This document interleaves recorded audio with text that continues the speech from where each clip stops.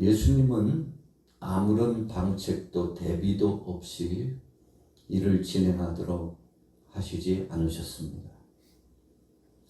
믿음이라고 하는 것은 허공을 치는 것 같이 그냥 무작정 가서 마음에 이끌리는 대로 나아가면 사는 그런 삶이 아닙니다. 믿음은 철저하게 하나님의 약속의 말씀에 근거하여 나아가는 삶을 의미합니다. 그래서 믿음은 바라는 것들의 실상이요 보이지 아니하는 것들의 증거라고 했습니다. 자, 아직 이루어지지 않았는데 확증하고 갑니다.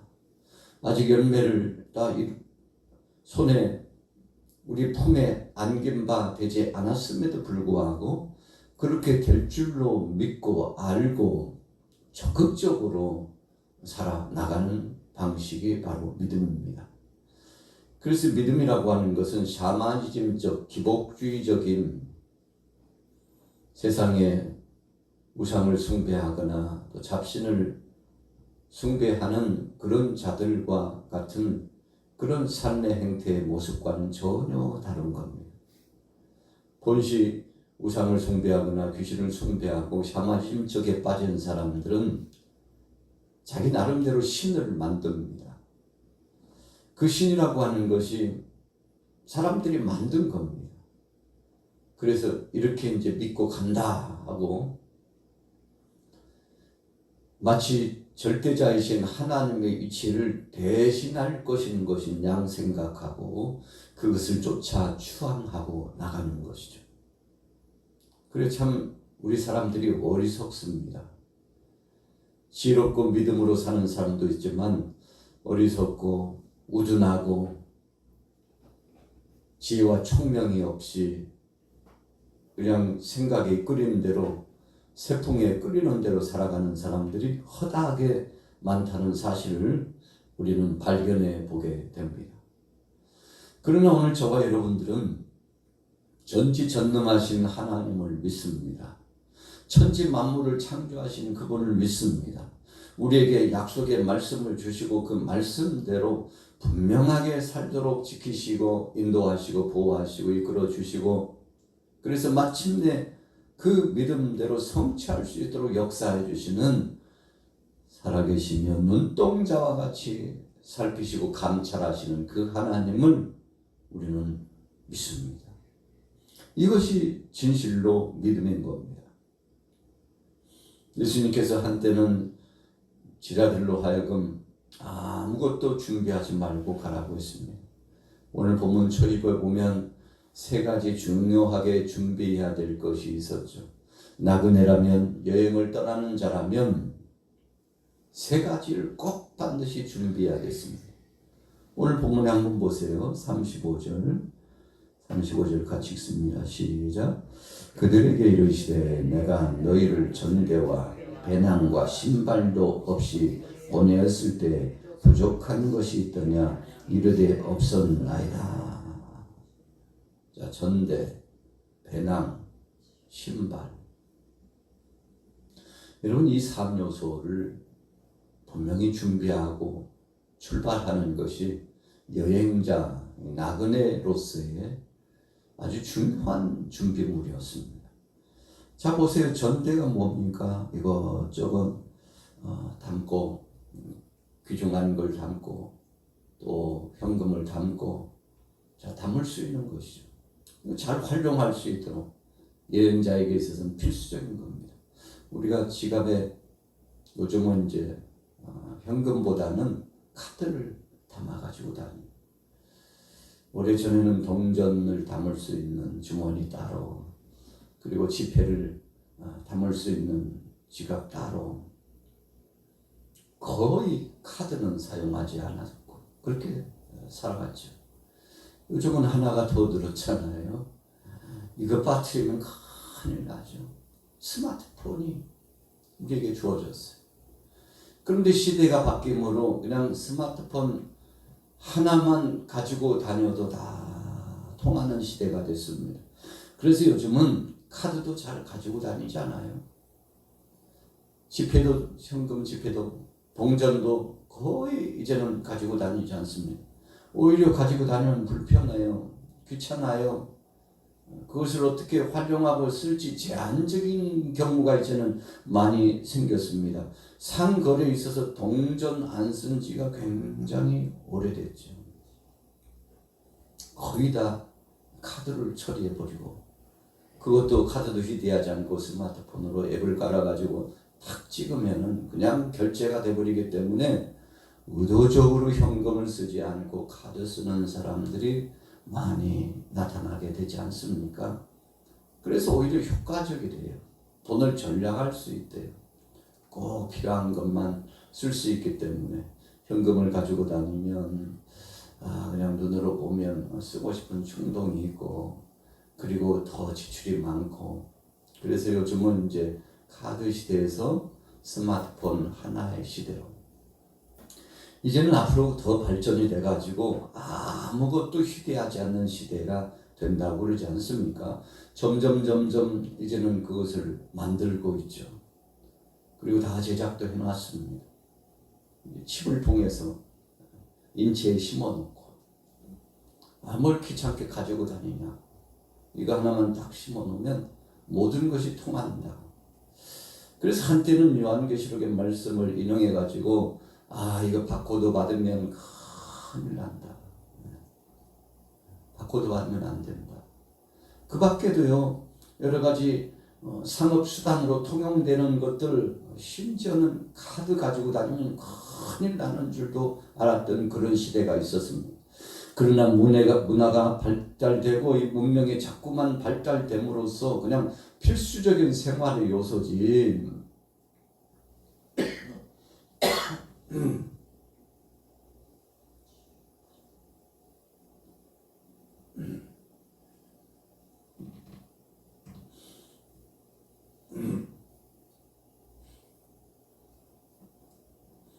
필수적인 생활의 요소지, 이제 그것이 우리가 믿음을 가지고서 살아가는 신앙의 방편에서 꼭 따져야 될 것은 아니라고 판단하고 결정하는 쪽으로 대부분 다 이제 기울어지고 인식하고, 그냥 생활을 이어나가기 위한 문화의 수단, 편리 수단이다, 그렇게 이제는 인식됐잖아요. 여러분, 모든 상품이 다 이 코드가 찍혀 있어요. 한때는 그 코드 찍힌 거 받으면 하나님을 대적하는 것이고 하나님의 뜻을 거스르는 것이니까 절대 거래를 못할지언정, 우리가 굶어 죽을지언정 그런 거래를 해서도 안 된다고 생각했던 때가 있죠. 여러분, 그래서 우리가 성경을 해석할 때 인위적으로, 인간적으로 만들어 가지고 해석하는 것을 참 조심해야 됩니다. 잘못 해석하면 몇몇 사람들을 통해서 잘못된 신앙의 길로 나가기가 일쑤입니다.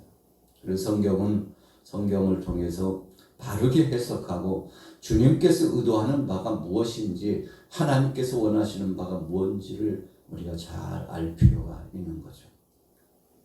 자, 예수님께서 한때는 전대를 가지고 가지 말라, 배낭도 준비하지 말고 신발도 준비하지 말고 그냥 빈몸으로 가라고.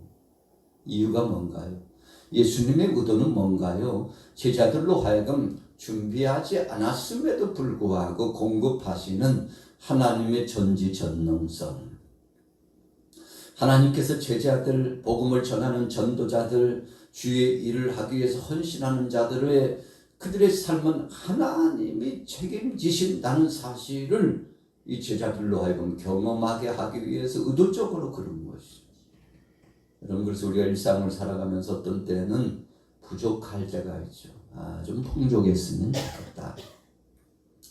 어떻게 쓰다가 많아, 먹다가 많아. 좀 실컷 먹어보고 실컷 누리고 살았으면 좋겠다고 할 때도 있죠. 그런데 또 다른 의미로 보면 조금 부족했을 때가 감사하죠. 풍족하면 좋을 것 같은데 풍족하면요, 우리 인생은 대부분 다 타락합니다. 한때는 물질 좀 있었으면 좋겠다 했는데 물질이 있으니까요 하나님보다도 물질을 더 귀하게 여기고 그것을 신봉하게 돼요. 신이 돼버려요. 이것을 만몬신이라고 그러죠. 문화나 물질과 세상의 조건을 가지고서 그것 때문에 살 수 있다고 생각하고 그것이 우상이 되는 것이 만몬신인데 사람들이 자칫 잘못하면 이 만몬신에 빠질 수 있다는 것을 우리가 기억하죠. 그래서 심지어는요 너무 막 몸 관리를 잘하고 먹는 것에 신경을 쓰고 보약에 신경을 쓰고 이것 없이는 안 되지 큰일 나지 이러다 보면요 그것 자체가 우상이 되는 예가 굉장히 많습니다. 그래서 어떤 때는 좀 몸이 아프기도 하고 일을 많이 하면 피곤해서 지치기도 하고 좀 불안전한 요소가 있고 좀 부족하고 좀 더 있었으면 좋았을 텐데 하지만 바로 그 순간에 자족하고 감사하고 작지만 하나님 그러나 살아갈 수 있는 지혜를 주시고 모든 것을 이끌어 가시는 하나님 감사합니다 하고 그렇게 살 때가 행복한 시절이라는 것을 우리가 얼마 지나지 않아서 금세 깨닫게 되는 겁니다. 오늘 제자들이 아무것도 준비하지 않고 갔어요. 그리고 예수님 말씀에 순종하고 갔는데 이게 웬일입니까? 가는 곳곳마다 돕는 자를 하나님이 여호와 이레 하시고 배고플 때는 먹을 것을 주고 잠잘 곳이 없을 때는 거처를 얻어서 자고 그러면서 전도 여행을 하게 됐는데 그러면서 깨달은 것이 하나님이 우리 일거수일투족을 책임져 주시는구나. 하나님은 우리와는 전혀 상관없이 우리 힘과는 상관없이 철저하게 준비하셔서 우리보다 앞장서 가시는 분이구나 라는 것을 이제 제자들이 깨달았죠. 그리고 오늘 본문 말씀에 예수님은 말씀하셨어요. 이제는 준비하라. 전대도 참 단단히 준비하고 신발도 준비하고 그래서 너희가 준비 없이 가지 말고 철저하게 준비하고 배낭도 준비해서 이것저것 담아가지고 가라고 예수님께서 말씀을 해 주셨죠. 이유가 뭡니까? 이제는 믿음으로 갈 수 있다는 겁니다. 있든지 없든지 믿음으로 가는 사람은 그냥 일반적이고 보편적으로 감사하면서 살면 된다는 것을 의미하는 것입니다. 훈련받은 사람은 이제 더 이상은 훈련이 필요치 않고 훈련받은 바를 적용하고 살면 되는 것입니다. 오늘 예수님은 아주 의미 있는 말씀을 제자들에게 주시고 이제 때가 가까웠습니다. 무슨 때가요? 예수님께서 십자가에 못 박여 죽으실 때가 가까웠습니다. 제자들도 예수님과 함께 있으면서 마치 그늘 속에 보호 속에 자란 화초처럼 그렇게 생활했거든요. 예수님이 다 바람막이를 해주셨어요. 사실은 제자들이 자신감이 팽배했지만 그 자신감은 만용이었죠. 힘도 없으면서 있는 척 한 거죠. 용기도 없으면서 용기 있는 척. 못할 것이면서도 다 할 수 있는 것이냐 생각한 것뿐입니다. 예수님 십자가에 못 박여 죽으시니까 어떻게 됐나요? 그렇게 제자들의 모습이 초라할 수 없어요. 세상 사람들이 아마 비웃었을 겁니다. 아이고 베드로 왜 그래? 요한 왜 그래? 야고보 왜 이래? 어떻게 예수님을 그렇게 따르던 충성된 제자들이 저렇게 비겁해질 수가 있고 저렇게 나약해질 수 있나 하고 주위 사람들이 비웃었을 겁니다.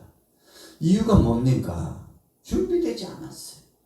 예수님은 오늘 본문 후미에 보니까 겟세마네 동산에 가서 간절히 기도하시는데 제자들 기도 안 했습니다. 왜 그랬을까요? 필요, 충족, 절대적인 이 마음의 사모함이 그들에게는 없었습니다. 주님이 다 해주시니까. 그런데 그때부터 시련과 혼란과 유혹의 역사가 찾아오기 시작하는데 감당할 수 없을 만큼 무너져 내렸죠. 얼마나 주님이 깨트려 버리시는지 가룟 유다를 비롯한 베드로 모든 제자들이 다 깨트려지고 넘어지고 파산하는 배처럼 되었습니다. 그리고는 정신을 차리고 보니까 예수님이 죽으신 지 3일 만에 부활하셨고, 부활하신 주님이 두렵고 공포에 질려있는 제자들에게 일일이 나타나 주셔가지고 너희가 왜 이러고 있느냐고, 왜 두려워하느냐고 샬롬 하시면서 그들을 다시 불러주시고, 참 주님 사랑의 하나님입니다. 베드로가 예수님을 얼마나 욕보였나요? 저주까지 하면서 세상이 끌어담을 수 있는 최고의 욕을 하면서, 그렇게 해야 사람들이 자신을 예수님 제자 아닌갑다고 속박하지 않으니까 끌어담을 수 있는 욕은 다 끌어담아가지고 예수님을 욕하고 그리고 저주하고요. 아이고, 제자가 스승을 저렇게 욕하는 거 보니까 우리가 잘못 받는 값습니다. 그리고는 증거적으로 고발했던 사람들이 다 흩어졌죠. 그러고 나니까 닭이 울었어요. 베드로가 예수님 닭 울기 전에 3번 부정하고 주님을 욕보했는데 닭이 울었어요. 닭 울음소리를 듣고 예수님이 주신 말씀 생각나고 예수님과 눈이 마주쳐가지고 감당할 수 없는 복받쳐 오르는 서름과 내가 이렇게 넘어지다니, 내가 이렇게 나약한 자, 비겁한 자가 되다니, 내가 예수님을 이렇게 3번씩이나 저주하고 욕하고 배반을 하다니 하고, 돌이켜보니까 얼마나 후회 막심한지 자기 모습을 자기가 봐도요, 비겁하고 초라한 자요. 이건 제자가 아니에요. 세상 사람들도 그렇게 하지 못할 짓을 베드로가 행했잖아요. 그런데 그 베드로도 예수님이 찾아주시고 그를 부르셔가지고, 시몬, 네가 나를 사랑하느냐? 주님께서 사랑하냐고 3번씩이나 그를 물으시고, 내 양을 치라, 내 어린 양을 먹이라. 주님께서 친히 말씀하시면서 베드로에게 다시 한번 사명을 허락해 주셨잖아요. 참 베드로가 눈물을 머금고 할 말을 상실하고 예수님 앞에 다시 부름받게 되었던 거죠. 여러분, 그래서 그때부터 베드로는 주님을 배반하지 않고 신실한 믿음으로 살고자 소원을 품고 가잖아요. 성령 충만하여 엄청난 사역을 진행했습니다. 그런데 전에 내려오는 이야기에 의하면 또 한때 그렇게 충성하다가 혼란과 핍박이 오고 이제 곧 붙잡혀가지고 죽을 위기감이 오니까 주위 사람들이 베드로 사도님만큼은 목숨을 부지하시고 후일을 도모하시지요. 주위 사람들도 권면하고 자기가 생각해봐도 내가 붙잡혀가지고 죽는 것은 이건 말도 안 된다고 생각을 해가지고 베드로가 피난길에 들어가죠. 얼마나 멀리 달려갔는지 한참이나 갔는데 자기 옆에 쑥 하고 지나가는 어떤 분이 있어요. 아니, 누구시지? 많이 뵙던 분인데 생각하고 보니까 예수님이지. 뒤돌아서서 지나가시는 예수님을 향하면서 복같이 오르는 한식의 목소리로 주님 앞에 향하여 무슨 주님, 아니 주님 어디 가시냐고. 주님 어디 가시냐. 그러니까 예수님께서 네가 내던지고 지금 십자가를 내던지고 도망가고 있는데, 네가 내던진 십자가 내가 다시 지러 간다. 네가 버린 십자가 내가 다시 지러 간다. 예수님께서 그렇게 말씀하셨죠. 그래서 거기서 나온 유명한 말씀이 콰바디스, 주님 어디 가십니까? 물었는데 주님께서 네가 버린 십자가 내가 다시 지고 간다. 여러분, 성경에는 나오고 있지 않지만 전승되어져 내려오는 역사적인 이야기 가운데 그렇게 표현이 되어 있다는 거예요. 또 한 번 베드로가 예수님을 버리고 자기 살겠다고 자기 목숨 챙기려고 다른 제자들 다 다른 성도들 순교당하고 죽는 자리 나가는데 죽음이 두려워가지고 그렇게 하는 것이 후일을 도모하는 것이 주의 영광을 위하고 복음을 증거하는 참 길이라고 생각을 하고 갔는데 생각해 보니까 오히려 지금은 죽는 길이 주의 영광을 드러내는 길임을 깨닫게 해줘가지고 그 길로 가가지고 군사들에게 제가 바로 예수님의 수제자 베드로라고 제한반들하고 똑같은 예수의 그리스도 되심과 부활을 전하는 바로 그 제자라고 내가 베드로라고 그가 가서 잡혀가지고 순교를 당하는데 거꾸로 십자가에 못 박여서 죽게 되었다는 거 아닙니까? 자, 오늘 예수님께서요 분명히 말씀을 하셨죠. 45절부터 읽겠습니다. 시작. 기도 후에 일어나 제자들에게 가서 슬픔으로 인하여 잠든 것을 보시고 이르시되 어찌하여 자느냐 시험에 들지 않게 일어나 기도하라 하시니라. 여러분 시험이 옵니다. 저에게도 올 수 있고 여러분들에게도 시험이 옵니다. 그런데 시험을 이길 수 있는 비결은 하나님의 그 권능과 성령의 역사하심을 통해서 우리가 재무장하게 될 때 시험을 이깁니다. 그러면 이 성령과 권능은 어떻게 받습니까? 기도할 때 받는 겁니다. 그래서 오늘 아침에도 저와 여러분들은 누가 하든지 안 하든지 나오든지 말든지 세상이 어떻게 돌아가든지 나는 주님 앞에 겸비하여 기도자가 되고 믿음의 사람이 되겠다고 이렇게 나오셨는데 잘하신 겁니다. 여러분 이 아침에 이렇게 우리가 이 자리에 이 시각에 함께 한다는 것이 쉬운 일이 아닙니다. 육체는 피곤하죠. 정신적으로도 곤고하죠. 영적으로도 어떤 때는 짓눌려가지고 내가 진짜 이 믿음 생활 해야 돼 말아야 돼 회의감이 몰려올 때도 있을 수 있거든요. 그럼에도 불구하고 사탄아 물러가라. 즉시 이 생각 속에 파고 들어오는 유혹과 악한 권세들을 물리치고 박차고 일어나가지고 믿음을 가지고 주님 앞에 나왔는데 오늘 예수님 그 말씀하는 겁니다. 제자들에게 지금 시국이 어느 때인데 그러고 있어. 이제는 때가 얼마 남지 않아서 시험의 때가 몰려오고 있다. 주님 말씀하면서 함께 기도하자고 그러는데 기도 못했습니다. 이유가 뭡니까? 마음이 준비되지 않았어요. 여러분 그래서 지혜로운 다섯처녀들처럼 늘 예비 기름을 준비하고 있어야 되는 것이죠. 예비 기름이 뭡니까? 바로 기도예요. 주님을 향한 신실한 믿음과 기도로 나가면 혹밤에 혹낮에 주님 언제 오시든지 우리는 주님의 부름을 받고 들림받고 영화로운 그 나라에 들어가게 될 줄로 믿습니다. 우리는 그것을 믿습니다. 주님은 곧 오십니다. 그러니 여러분들이요 오늘 하루도 정말 믿음으로 살아 승리하게 되시기를 예수님의 이름으로 축원합니다.